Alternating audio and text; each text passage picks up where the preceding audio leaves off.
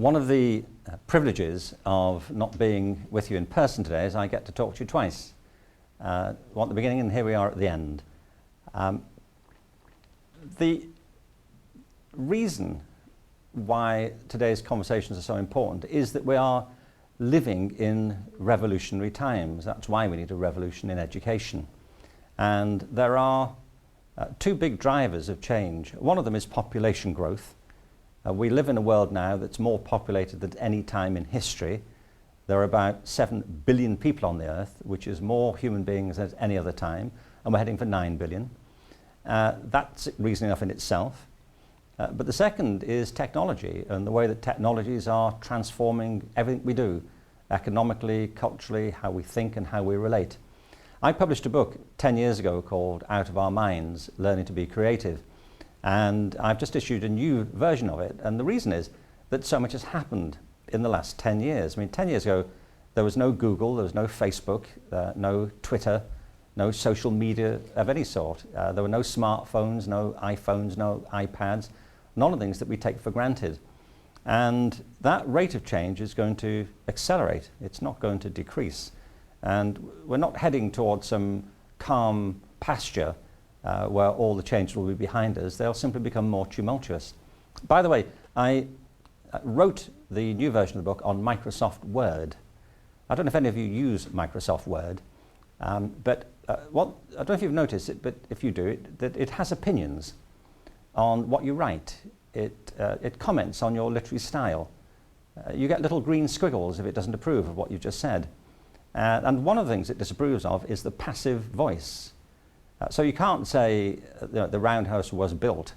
You have to say who built it, according to Bill Gates anyway. Why he's got this thing against the passive voice, I do not know. But I was writing about the history of public education, and I wrote about the growth of intelligence testing. And I wrote this sentence, I said, the foundations of the modern intelligence test were laid in the late 19th century by Sir Francis Galton, a cousin of Charles Darwin, which is true, by the way. I'll just tell you that again.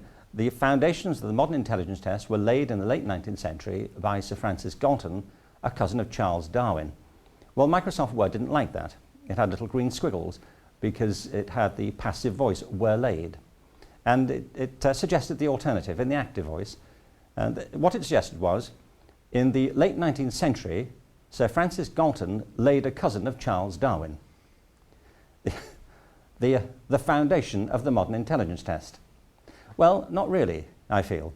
But it is interesting that the span of public education runs pretty much from the late 19th century to the present day, and it's become increasingly dominated by that type of culture.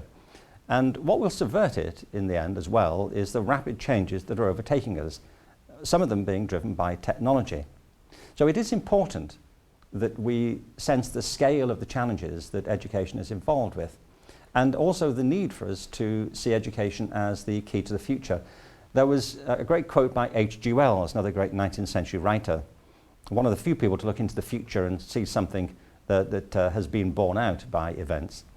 But he once said that civilization is a race between education and catastrophe. Well, there's some reason to believe he might be right, and that catastrophe is edging out in front a little. But it's not too late to catch up with it if we think boldly and fundamentally about the basic purpose of education and how we meet them.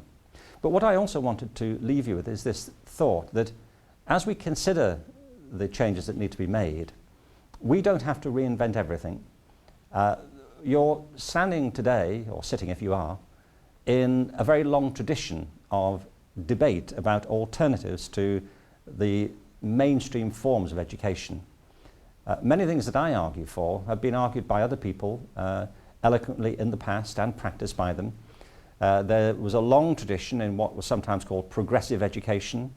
I've never liked the apparent dichotomy between progressive and traditional, but an argument has been made really from the origins of education for more holistic approaches, more balanced approaches, ones that represent a real balance between the arts and the sciences, for example, between the humanities and physical education, the other things that I mentioned. There have been notable pioneers and practitioners from Montessori, Pestalozzi, Freible, to the work of Piaget, Brunner. The list goes on. Dewey. There have been great pioneers in education, many of them in the UK. There have been wonderful schools. You're meeting not far from one of the most extraordinary schools in the world, which is Summerhill. But also great schools in the public sector, great environmental schools, great innovative schools. I think it's important that we recognize the conversation is not happening in a vacuum. It's not an historical vacuum, and it's not a cultural vacuum. The issue, though, is to make these principles not part of the alternative, but part of the mainstream. I live in Los Angeles, as I mentioned earlier, and I was at a meeting recently of a great project called the Heart Project that happens downtown here in LA. And it brought together, this particular meeting, representatives from across the city, the supervisor of the LA Unified School District, for example, which has 800,000 students in it. It's the largest school district in America outside of New York.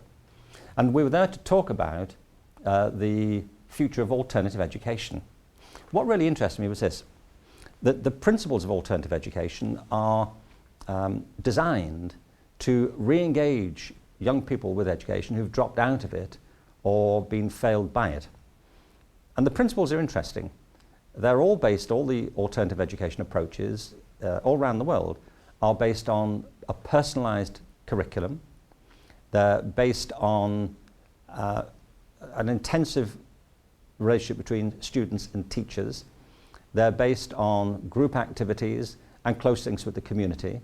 And they're based on trying to identify the individual talents and interests of each student and shaping the environment so it helps to encourage them.